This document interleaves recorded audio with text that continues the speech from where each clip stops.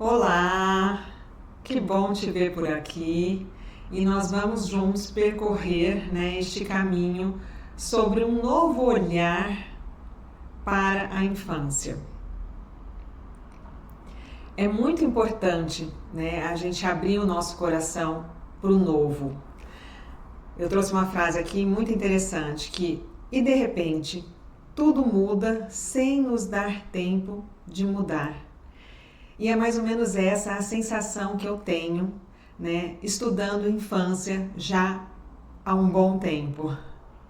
Eu tenho 3 filhos, a diferença entre eles é de 26 anos para 18, então tem bastante tempo aí. E só nesse período de tempo eu percebo quanto essa visão de infância, essa compreensão de infância mudou do primeiro para o terceiro filho.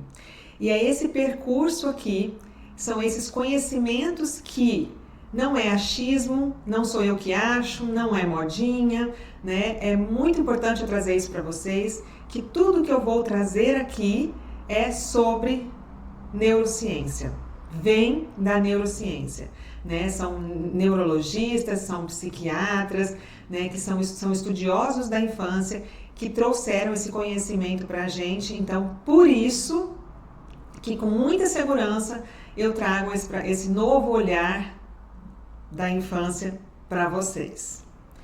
Bom, como que surgiu isso, Da onde que surgiu essa nova forma de ver, e de compreender as crianças?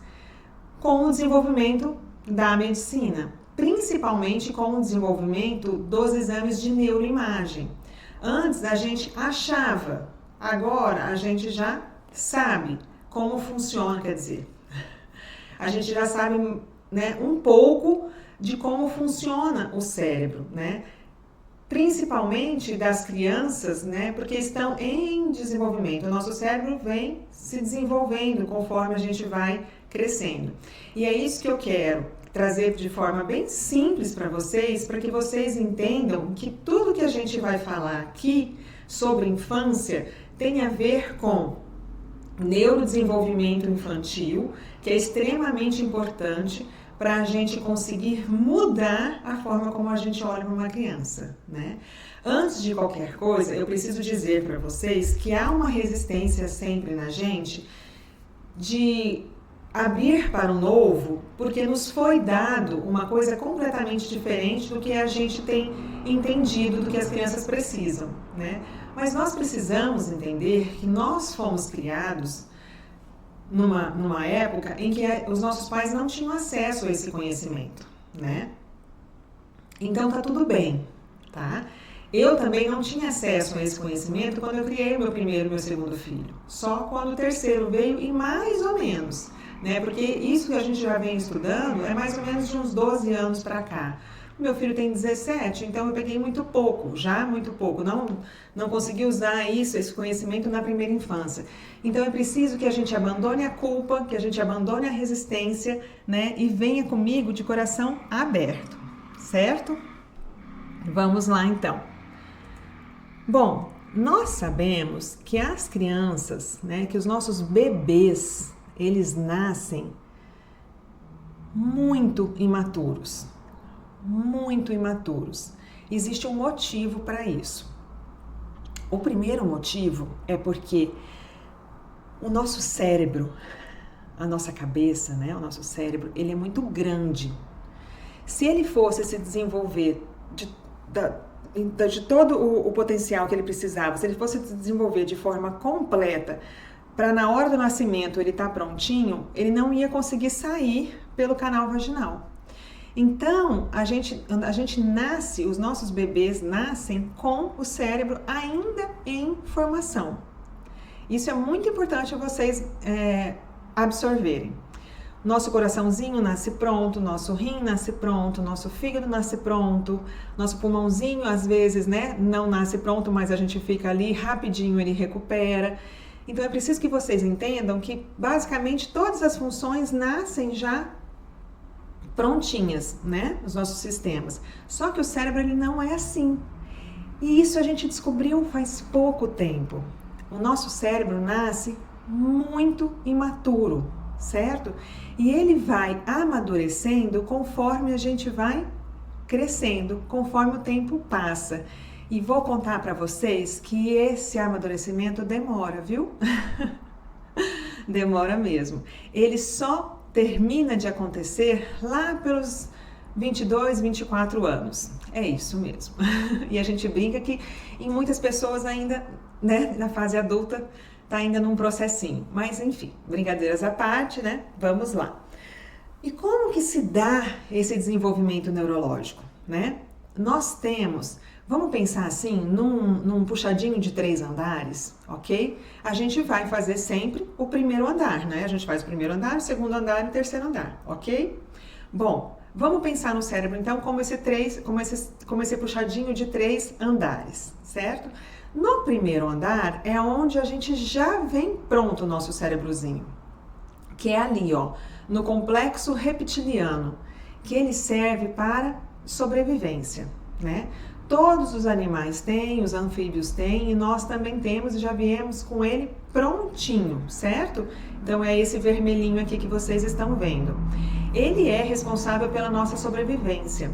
Não sei se vocês já ouviram falar sobre o nosso sistema de luta e fuga, que a gente observa, que a gente capta que a gente está em perigo, né? Ou que a gente está em segurança. Quando a gente está em segurança, eu estou bem com todo o meu sistema simpático e parasimpático equilibrado, eu estou bem, estou tranquila. Quando eu percebo que eu estou sob ameaça, né? Fome, frio, insegurança, ou um predador, né? Ou vou ser assaltada, enfim, né? Uma tempestade. Quando eu percebo que eu estou sob perigo, esse meu sistema do reptiliano se aciona, né? E eu tenho movimentos fisiológicos, descargas fisiológicas, liberações hormonais, né? Para que eu me prepare ou para lutar contra o meu inimigo ou para fugir dele, certo? Isso todos os animais têm, nós também temos e nós já viemos com ele pronto. Muito bem, bora lá. Nós temos o segundo andar do nosso cérebro, que é o sistema límbico, que vem as emoções, aonde estão contidas as nossas emoções. Nós, mamíferos, temos esse sistema límbico desenvolvido quando a gente nasce também, certo? E ali estão as nossas emoções, a nossa capacidade de se afeiçoar, de amar, de apegar, né? De sentir, de sofrer, enfim. Estão todas as nossas emoções ali no segundo andar. Muito bem. Esse terceiro andar, que a gente chama de neocórtex, é onde estão as funções intelectuais superiores. No terceiro andar ali, lá na elite, lá na cobertura. Essa área do cérebro é que vem imatura, ela vem quase que inexistente, assim, né? Então, quando a gente fala sobre isso, a gente precisa entender ali, ó, que o neocórtex, o terceiro andar, ele vem como, né, a responsabilidade dele, o que cabe a ele, são as funções intelectuais. A gente chama de funções executivas. A minha capacidade de conter os meus impulsos, de saber parar, de prever o futuro, de prever se eu correr ali eu vou escorregar, se eu pular daqui eu posso cair, né? Se eu fizer isso pode ser que fulano não goste. Então é a capacidade de prever o futuro, de criar hipóteses, a capacidade de conter os meus impulsos. Então está tudo relacionado ao terceiro andar, que são as funções intelectuais superiores, né? As nossas funções executivas. Isso é muito importante a gente saber, por quê? Porque é esse terceiro andar que vai só se formar, né, totalmente no final da adolescência, lá por 22, 24 anos, certo? Então até lá, o que a gente precisa entender? Que as nossas crianças, elas são complexo reptiliano e sistema límbico, pura emoção. As nossas crianças, elas são pura emoção. Elas vivem o tempo inteiro na emoção. E isso é muito fácil a gente perceber, né? Uma criança quando está feliz, ela está muito feliz. Uma criança quando está triste, está muito triste. Uma criança que está com raiva, está com muita raiva, né? Então ela é pura emoção. Certo? Ela não tem esse neocórtex ainda desenvolvido, né? Para conseguir dosar, controlar, ter a sua capacidade de autorregulação, né? Que os adultos têm. As crianças ainda não têm. Elas são pura emoção. É como se fosse uma emoção sem freio, ok? Isso é muito importante a gente compreender para entender do porquê que as nossas crianças são assim e a gente conseguir ter esse olhar diferenciado para elas. Fica tudo mais fácil. Vamos lá, continuando. Então aqui eu já falei, né, sobre a imaturidade ao nascer, que os nossos pitititinhos, a gente fala que eles são fetos fora do útero. É forte isso, né? Mas ele continua ainda muito bebê por muito tempo. Por muito tempo. Os nossos bebês continuam bebês, né? A infância, a primeira infância, até os 3, tem autores que falam até os 4 anos, são decisivas para o resto das nossas vidas. Tem uma autora que fala, uma estudiosa que fala que a infância, a primeira infância, é o chão que a gente pisa para a vida inteira, né? Vamos voltar lá e pensar na nossa casa? Lembra que eu falei que o nosso cérebro são 3 andares, nosso cérebro tem 3 andares? Vamos pensar na fundação desse prédio? É a nossa infância. Uma infância bem vivida, né? Daí eu vou falar aqui o que é uma infância bem vivida. Ela tem uma fundação sólida, quando a gente pensa em construção de casa, né? Eu tenho uma fundação muito sólida. Qualquer coisa que vier depois dessa fundação, essas estruturas da minha casa vão dar conta. E isso é muito importante a gente gravar essa analogia, né? Quando a gente estiver diante de um desafio com os nossos filhos, né? A gente entender que ele ainda é incapaz de entregar o que a gente está exigindo dele por uma imaturidade neurológica, né? E que eu preciso dar para o meu filho o que ele necessita neste período de desenvolvimento, porque é este período que vai fazer com que o meu filho tenha uma estrutura forte para que ele resista a qualquer dano que venha a acontecer nesta construção desta casa, certo? Muito bem. Vamos lá. Então, nós temos uma teoria que fala exatamente sobre esses primeiros anos de vida, né? É a teoria do apego seguro, né? E ela vem muito juntinho de uma parentalidade positiva. São esse olhar diferenciado, né? Para a importância do apego seguro e da parentalidade positiva, que vão fazer com que a gente tenha essa visão diferenciada da infância. Certo, Carol, mas o que é o apego seguro? O apego seguro é uma teoria que foi desenvolvida por um psiquiatra, psicólogo infantil, ele chama John Bowlby, em 1970. E ele pesquisando, investigando e observando, ele descobriu que as crianças elas têm uma necessidade vital de apego com os seus cuidadores, né? E daí, cuidadores primários, que a gente que a gente pode falar, a mãe, né? Na ausência da mãe, o pai, na ausência do pai, uma avó.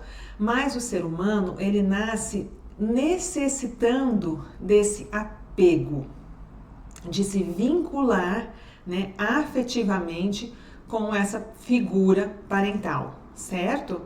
Vamos pensar que a criança, ela nasce extremamente imatura, né, com o cérebro ainda totalmente em desenvolvimento, sem compreensão de mundo nenhuma. Ela vai aprender a ouvir, a enxergar, né, a reclamar, ela está entendendo todinho, ela ainda nem sabe que ela está separada da mãe quando ela nasce, o bebezinho, ele não tem ideia de que ele está realmente separado da mãe. Essa ideia de separação ele vai construir conforme ele vai entendendo. Eu vou e volto, eu choro, ela aparece, né? Eu tenho uma indisposição aqui, eu mamo isso me acalma.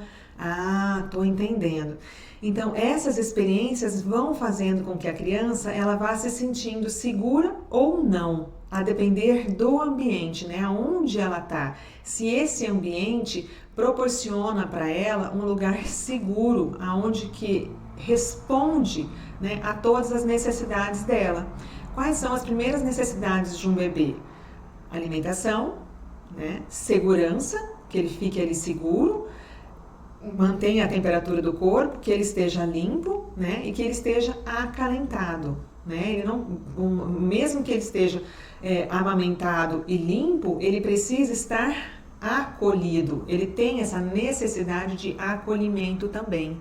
Vamos pensar que o feto está lá no útero todo quentinho, todo acolhidinho, né? Ele quando sai, ele precisa dessa sensação também de estar sendo acolhida por muito tempo ainda. Vamos lá. Para simplificar, para trazer para vocês de uma forma mais clara, para que eu não fique aqui, né, muito tempo no ouvido de vocês, né, o que seria esse apego seguro, né, e como que eu poderia desenvolver com as minhas crianças, com os meus filhos, Carol, essa parentalidade positiva. Muito bem. Gravem para mim esses 4 P's. 4 P's. Proteção, proximidade, previsibilidade e play, de brincar. O play aí encaixou, mas é uma necessidade só por causa do P, para ficar mais fácil. Vamos lá, eu vou falar de cada um para vocês, tá bom?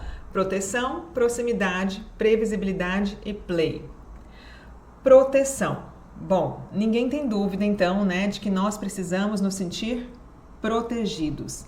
Quando eu busco o vínculo com o meu cuidador, né, eu estou buscando essa sensação de proteção, né? Eu espero que alguém me proteja, eu estou completamente vulnerável, né? Então, quando eu entendo que um bebê chora, eu entendo que um bebê está pedindo colo, sensação de proteção, né? A proteção vem sim com a amamentação, né, com a alimentação, ela também vem com a higiene, ela também vem com o cuidar, né, a forma como eu zelo pelo meu filho, se eu coloco ele em lugares seguros, em lugares limpos, em lugares arejados, né, se eu cuido dele para que ele não exponha ele em lugares muito barulhentos, né, em lugares muito quentes ou muito frios. Então, o nosso papel, né, de proteger o nosso filho em relação a isso. Saindo desse lugar de bebê recém-nascido, a gente já indo lá para uma fase de 1 ano e 2 anos, eu posso pensar nessa proteção, 3 anos, 4 anos também, no sentido de continuar protegendo o meu filho, mas daí a gente consegue proteger ele também de espaços perigosos, né, de mostrar para ele que tem alguém que esteja olhando ali, né, para os perigos do mundo, certo? Lógico, com muita cautela, porque a gente não quer apavorar uma criança, não estou falando aqui, mas essa sensação de filho, aí é perigoso, não pode subir aí, né? Mamãe tá aqui com você, não precisa ter medo, né? Eu vou dormir juntinho com você aqui, né? Entendendo que nós temos sim esse papel de proteger os nossos filhos, sejam de perigos reais, né? Claro, sejam de perigos também imaginários, que toda criança vai passar por essa fase e cabe a nós, cuidadores, né? Pai, mãe e parentes ali por perto, que cuidem dessas crianças, né, e que as protejam. É natural ter medo e elas precisam ter essa sensação de que existe um adulto ali olhando por elas e cuidando delas, certo? Então, proteção. E proximidade. Esse é um tema bem simples, mas eu acho ele um tema muito complexo. Porque a proximidade, ela depende muito de uma pessoa para outra, né? Então eu queria trazer aqui para vocês que a criança, ela precisa se sentir protegida, mas também próxima dos pais. Próxima. Porque nós podemos entender que basta eu proteger o meu filho, alimentar, cercar ele de todos os perigos, né? De que já está tudo bem. Mas não tá. As nossas crianças, elas precisam de proximidade física e emocional. Proximidade física é exatamente isso que vocês estão pensando. Pegar no colo, fazer carinho, fazer cafuné, dormir junto, por que não? Né? Estar próximo mesmo, né? Acalentando, acolhendo. O toque, ele é curativo, né? Ele é um mecanismo de aliviar o estresse muito poderoso. Então, a gente tem que estar próximo fisicamente dos nossos filhos. E também emocionalmente. Hoje nós estamos vendo um fenômeno chamado parentalidade distraída. O nome já diz tudo, né? Nós estamos extremamente distraídos com todos os nossos afazeres, as nossas obrigações, as nossas demandas e as redes sociais, YouTube, telas, né, que a gente usa como fuga dessa vida muitas vezes difícil, certo? Então, eu tenho que abrir os olhos de vocês e alertar que a gente precisa dar para os nossos filhos, que são extremamente importantes, a proximidade, tanto física quanto a proximidade emocional. Não adianta nada eu estar perto do meu filho, com o meu filho no colo, e a minha mente estar lá, sei lá onde, né? Ou eu estar amamentando meu filho, vendo o celular, ou estou amamentando, ou estou com o filho no meu colo, assistindo uma coisa que não é nada a ver para a idade dele. Vocês entendem isso? Então, proximidade emocional, eu me estar conectada com o emocional do meu filho também. Sentir o que ele está sentindo, sentir com ele, estar próximo a ele. Muito bem. Previsibilidade, o nosso terceiro P, previsibilidade. Gente, isso é muito importante, né? A previsibilidade significa que eu tenho que dar o máximo possível, claro que sempre dentro do que está ao meu alcance, né? Uma certa previsão do que vai acontecer e também de como nós, enquanto ambiente familiar, estaremos. O que eu estou querendo dizer? Certo, vou explicar. As crianças precisam ter uma certa previsão de que as necessidades delas serão atendidas. A começar, então, pela previsibilidade de se alimentar, né? Quando a criança chora e recebe o peito, chora e recebe a mamadeira, tá com sono e é acalentada para dormir, tá com a fralda suja e vem um adulto e limpa ela, ela começa a entender que as necessidades dela vão ser atendidas, né? Ela tem essa previsão de que vai ficar tudo bem, de que uma coisa vai acontecer, certo? E assim as coisas vão evoluindo conforme a experiência e ela deixa de ter só uma previsão física do que vai acontecer, das necessidades de fome, de desconforto emocional ou, né, de desconforto físico, de um cocô, de um xixi ou de um sono, e ela passa também a observar, né, essas reações emocionais dos adultos. Né? A criança ela já começa a fazer uma leitura da fisiologia de quem cuida dela. Né? Se ela vai ter esse retorno emocional dos adultos também, não só pelas suas necessidades físicas, mas também pelas suas necessidades emocionais. Então ela vai começar a observar se ela ri, o adulto ri, se ela tá bem, o adulto fica bem, né? Então ela vai começar a observar essa previsão do ambiente em relação ao que ela entrega, né? Para o ambiente, para o meio. E quando uma hora a mãe tá bem, a outra hora a mãe não tá bem, uma hora o ambiente tá bom em casa, outra hora o ambiente tá péssimo, ela não consegue entender, porque tem horas que ela ri, ela recebe o sorriso da mãe. Tem horas que ela ri, a mãe nem olha para ela, né? E eu digo mãe, mas eu digo cuidadores de uma maneira geral, tá certo? Então, ela começa a ficar, de uma certa forma, muito insegura. Ela fica muito ansiosa, porque vamos lembrar, eu ainda não falei isso aqui, mas é muito importante a gente lembrar que criança sempre acha que tudo que acontece ao redor dela é responsabilidade dela. Então ela fala assim, gente, o que eu estou fazendo que eu não estou conseguindo fazer com que esse adulto se comunique comigo da forma como aconteceu antes? Não é assim tão racional, porque a gente está falando de uma criança que é por emoção, tá? Mas, de uma certa forma, ela vai ficando insegura com essa imprevisibilidade. Porque uma hora o adulto tá rindo para ela, uma hora o adulto tá super distante. Uma hora tá todo mundo feliz, uma hora tá todo mundo brigando, né? E deixando ela de canto. E ela vai ficando ansiosa, ela vai ficando insegura e vai tentando entender e cada vez vai ficando mais em alerta. E isso que é importante a gente gravar bem. Uma criança que não tem previsibilidade, ela fica o tempo inteiro em alerta para conseguir captar todos os sinais que aquele ambiente está dando para ela conseguir entender se ela está ou não em segurança, né? Para saber se está tudo bem ou se não está tudo bem, tá? Então esse é o perigo de uma criança que não tem um certo nível de previsibilidade. Carol, vem aqui.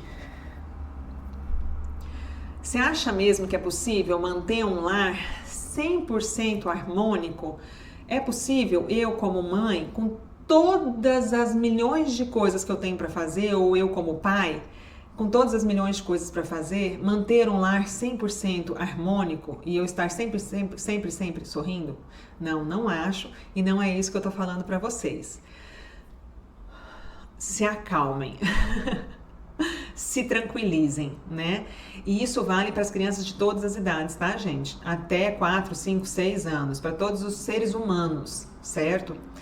Nós não conseguimos fazer 100% das coisas certas, mas nós precisamos ter a intenção, nós precisamos carregar isso dentro da nossa mente e do nosso coração. Então, quanto mais eu conseguir fornecer isso para os meus filhos, esse ambiente previsível, melhor, tá? Então vamos trabalhar com a realidade, vamos largar essa expectativa, né?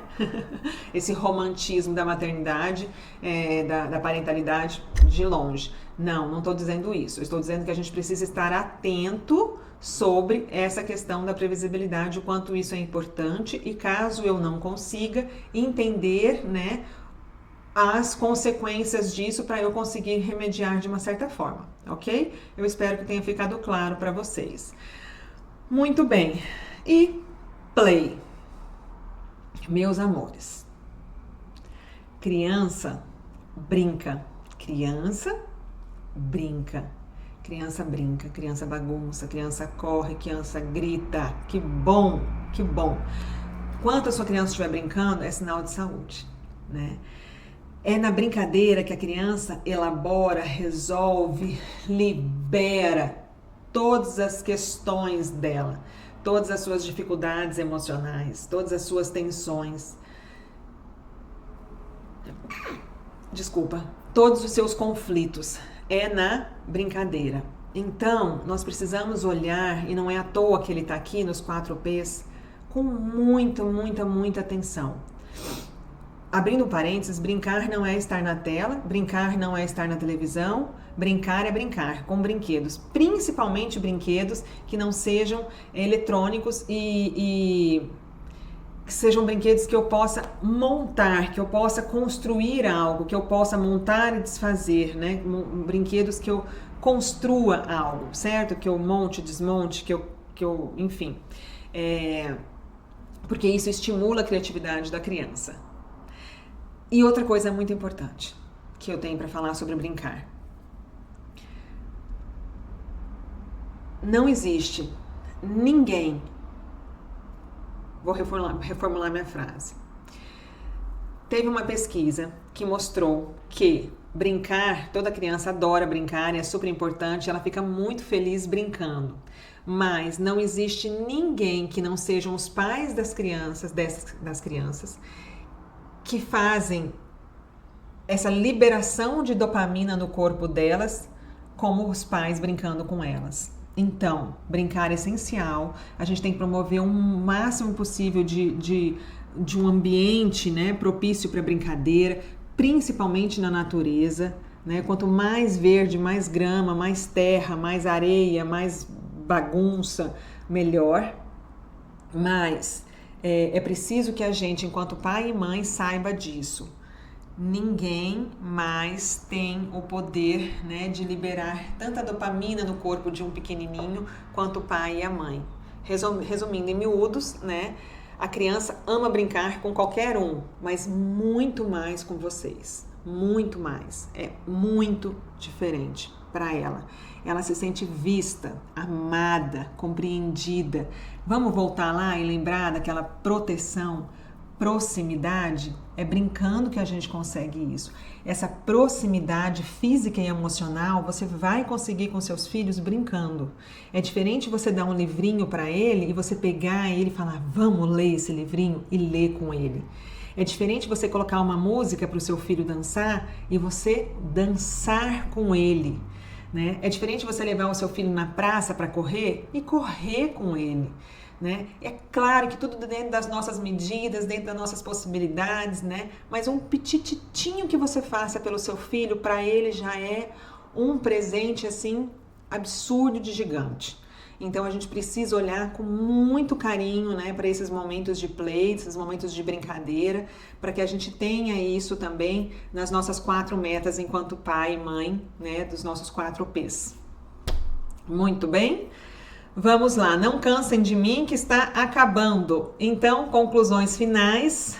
As crianças, então, criam diferentes tipos de apego, lembrando lá no começo da nossa fala, com base nas suas primeiras experiências com os seus cuidadores. O tipo de apego formado vai impactar, né, o modelo interno que a criança vai levar para a vida inteira. É a forma como a gente pensa, as nossas memórias, as crenças que a gente tem do mundo, se o mundo é perigoso, se o mundo é legal, se o mundo vale a pena, das minhas crenças enquanto pessoa, se eu sou uma pessoa digna de ser amada, se eu sou uma pessoa que tem valor, se eu sou uma pessoa, né, bacana. Então fala muito sobre isso, sobre as expectativas e emoções e todo o comportamento que influenciam como que elas vão interagir, então, com elas mesmas, né, esse relacionamento que a gente tem o tempo inteiro com a gente mesmo, e com os outros.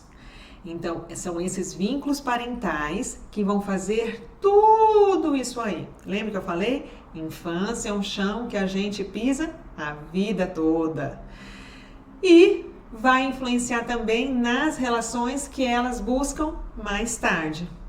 Olha a nossa responsabilidade, hein, gente? Bom, os modelos internos de funcionamento, né, essa forma como a criança vai se relacionar com ela mesma e com o mundo, se baseiam, então, no que a criança aprende, certo? Por meio dessas relações interpessoais, do que ela constrói, dessa resposta que ela tem, né, desses adultos que dão para ela, dessa disponibilidade que o adulto tem de estar com ela, de estar lendo as suas necessidades, pela disponibilidade do adulto, por essa consistência, a previsibilidade, a forma como eu reparo, né, as coisas que eu não consegui demandar. Então, assim, a gente pode sim, né, reparar o que me falta ali. E sobre as reações em relação ao seu cuidador, né? Então, como o cuidador reage, né, às questões que ela coloca. Então, como eu corrijo o meu filho, como que eu ensino o meu filho a se comportar, né? Então, a forma como eu falo, a linguagem que eu uso, o tom que eu uso. Vale lembrar, gente, que eu nem entrei nessa questão, mas assim, nós precisamos muito entender, né, que existem muitas outras formas de educar uma criança que não seja batendo, humilhando, levantando a voz. Vamos voltar lá no começo e lembrar do desenvolvimento cerebral? A minha criança só tem 2 andares de desenvolvido, o terceiro não está desenvolvido, ela não dá conta de fazer isso que eu quero. Eu preciso dar tempo para ela, enquanto esse cérebrozinho dela amadurece, eu vou estar ao lado dela como um co-orientador, né, como um co-regulador das suas ações. Então, a criança não tem obrigação nenhuma de se comportar bem. Nós é que temos a responsabilidade de ensinar para ela o caminho, né? Estaremos lá do lado dela de forma respeitosa e generosa, né? Sem humilhação, sem usar de castigos físicos, né? Como bater, sem deixar em cantinho de pensamento, conversando. Já existem pesquisas e mais pesquisas falando que quanto mais eu converso com a minha criança e mostro para ela, né, qual o comportamento desejado de uma forma respeitosa, mais essa criança é colaborativa, certo? Não é o contrário, tá bom? E lembrando que bater em cachorro e criança, em qualquer outro tipo de animal e ser vivo é crime. Nós normalizamos isso, não sei de onde que a gente tirou que a gente pode fazer isso com uma criança, né? Basta olhar o tamanho da sua mão e o tamanho da mão da sua criança, né? O quanto você perde a razão, né? Vocês são adultos, quer dizer, nós somos adultos, eu me coloco nesse balaio aqui, né? Nós somos adultos, nós temos o nosso cérebro desenvolvido, nós temos capacidade de pensar e escolher uma decisão melhor, não as nossas crianças, né? E elas não podem ser punidas por isso. Então, toda vez que eu bato numa criança, eu estou errando 2 vezes, né? Bom, vamos lá. As crianças filtram, então, as nossas interações com elas, baseando-se em muitas perguntas. Será que eu sou amada? Eu sou boa? Eu sou desejada para ter por perto? Eu serei vista, ouvida? O que eu posso esperar dos outros quando eu estou sendo oprimida? O que eu posso esperar dos outros quando discordamos? Né? Eu tenho uma voz aqui, eles me escutam a minha opinião? Né? A criança ela pode dar a opinião dela, né? A gente não precisa seguir o tempo inteiro, de forma alguma. Não estou falando que a criança vai mandar nessa casa, não. Lembra lá na história da proteção? Nós, enquanto adultos, temos que proteger as nossas crianças, tá? Não estou falando nada disso. Esse é o nosso papel, né? Educar e proteger. Mas a gente pode fazer isso de uma forma completamente diferente do que fizeram com a gente e do que a gente está vendo por aí, certo? E elas pegam, então, todas essas respostas para essas perguntas e fazem generalizações sobre o que é permitido,